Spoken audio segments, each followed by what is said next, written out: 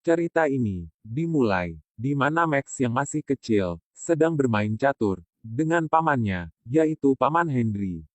Paman Henry adalah pemilik kebun anggur, sekaligus memproduksi minuman anggur. Setelah itu silih berganti. Ketika Max sudah dewasa dan sedang memimpin perusahaannya, Max di sini menyuruh anak buahnya menjual saham yang dia pegang, sebanyak 50 miliar dolar. Ketika harga saham naik-naiknya, dia membuat saham tersebut langsung turun. Musuhnya yaitu bandar lain pun mengikuti langkahnya Max.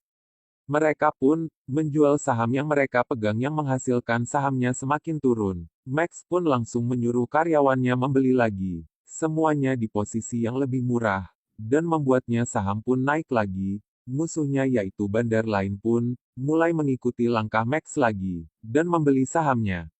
Malamnya, saat dia pulang, dia mendapatkan surat dari notaris pengacaranya, yaitu Charlie yang berisi tentang surat wasiat dari pamannya, yaitu Paman Henry.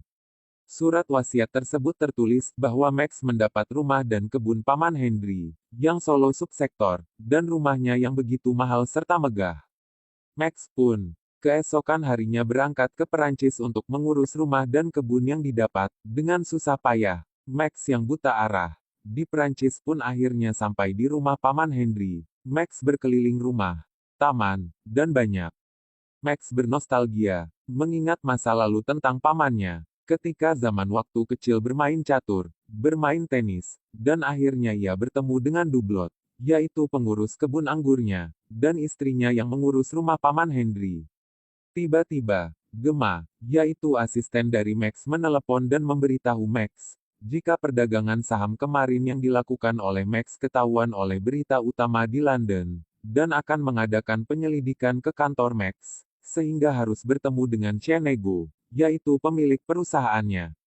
Max yang kaget, terburu-buru karena harus bertemu dengan notarisnya terlebih dahulu, yaitu Charlie. Tetapi ketika di tengah jalan, dia sedang menelepon notarisnya. Ia hampir menabrak seorang wanita Perancis yang sedang bersepeda bernama Fanny. Fanny pun jatuh, tapi Max tidak melihatnya. Max sampai ke kantor notaris untuk mengurus berkas-berkas surat wasiat.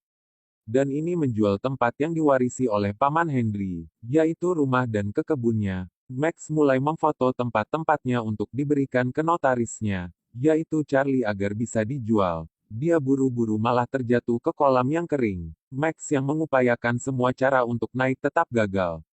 Sementara itu, Fanny waktu itu hampir ditabrak ketika bersepeda, sengaja mampir. Max ketika melihat mobil Max, Max yang meminta tolong malah disuguhi air oleh Fanny. Ternyata pengen balas dendam karena Fanny ditabrak waktu itu. Ekskul harus ketinggalan pesawat. Akhirnya Max bisa naik dari kolam itu. Ketika biaya berhasil naik, Gemma menelepon dan memberitahu, jika Cernigol sudah pergi, dan mengatakan akan memberhentikan Max selama seminggu, atau diskor. Max memutuskan untuk tinggal beberapa hari di situ, dan berjanji akan pulang ke London. Nanti baik harus membereskan rumahnya dalam 3 hari, agar bisa dijual dimulai dari bersih-bersih ngecat rumah dan lainnya. Ketika Max sedang mengecat rumah ada seorang wanita yang bernama Christian datang untuk mencari pemilik rumah itu. Ternyata Christy adalah anaknya Paman Henry. Max memberitahu Christy jika Henry sudah meninggal sebulan yang lalu. Max mengajak Christy masuk untuk meminum teh, dan langsung menelepon notarisnya yaitu Charlie. Karena ternyata Paman Henry mempunyai anak yang mana nanti akan mengakibatkan surat wasiat dialihkan. Dan mengacaukan kesepakatan. Dan akhirnya Max tidak bisa menjual rumah itu. Charlie pun menyuruh masker kota untuk mencari ahli hukum. Ahli hukum malah menyuruh Max untuk mengurus Christy sebaik-baiknya. Agar nanti Christy menerima keputusan Max dalam menjual rumah dan lahan kebun milik Paman Henry. Ketika jalan pulang Max bertemu lagi dengan Fanny. Mereka pun terlibat perdebatan dan Max dari situ mulai tertarik kepada Fanny. Ketika Max pulang ia mulai bertanya-tanya tentang Fanny kepada Duklok. Benih cinta pun bertumbuh, Max puncak restoran tempat Fanny bekerja untuk bertemu dengan Fanny lagi. Tentunya Max mulai sengaja menjadi pelayan untuk mereka. Fanny memperhatikan Max pun mulai perlambang tersenyum kecil, seolah-olah terhibur. Ketika restoran sudah tutup, Max mulai ngobrol dengan Fanny dan mengajak Fanny untuk minum bersama. Tetapi Fanny menolaknya. Max ya tidak kau biasa nakal menunggu Fanny di taman. Akhirnya pun Fanny mengajak Max untuk minum nanti di malam minggu jam 8 malam.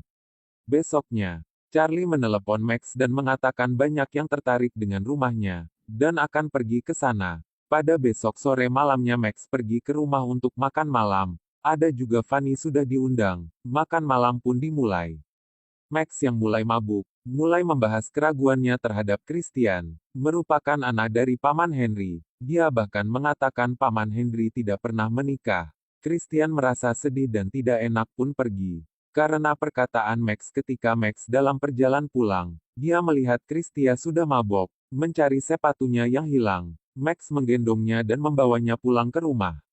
Besoknya, ahli anggur pun datang dan mengecek-ngecek anggur yang diproduksi oleh Paman Henry. Berbarengan itu Gemma menelepon Max dan mengatakan jika Fanny mengambil alih pekerjaan.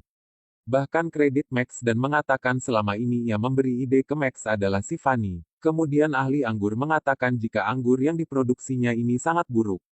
Mereka pun mencekung anggurnya dan menemukan banyak kejelekan. Pengurusannya jelek, kotoran ayam di mana-mana. Bahkan dikatakan lebih mirip penggalian daripada kebun anggur. Ahli anggur mengatakan keputusan tidak bisa diselamatkan. Bahkan dia menyarankan lebih baik untuk menanam labu atau kentang.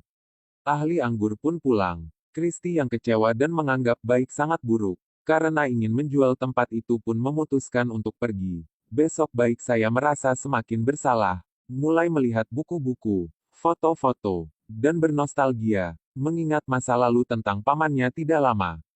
Charlie pun menelepon. Dan ternyata dia sudah sampai. Charlie yang ingin ikut Max pergi. Pada malam pun ditolak oleh Max. Ternyata Max mempunyai janji maka dengan Fanny Max menelepon ke Fanny terlebih dahulu. Dan menyeramkan untuk menjual saham yang dipegang. Dia diangkat tertentu bongkar lain pun merupakan musuh makek malah membalas dengan membeli sebanyak-banyaknya. Ketika Charlie sedang minum Christy meminta Max untuk naik dan melihat punggungnya. Ternyata panggungnya terbakar karena kelamaan berjemur. Christy meminta Charlie untuk mengambil lidah buaya. Untuk mengobati punggungnya. Mesin sementara beralih ke Max yang sedang berkencan dengan Fanny. Dan tiba-tiba hujan deras. Tersisa mereka berdua. Dan mereka saling bercerita, bahkan tentang Pak Henry. Fanny pun bercerita bahwa dia kenal dengan Pak Henry, bahkan mengatakan jika Paman Henry sering bersedih dan berpikir telah kehilangan Max. Setelah itu mereka pun mantap-mantap.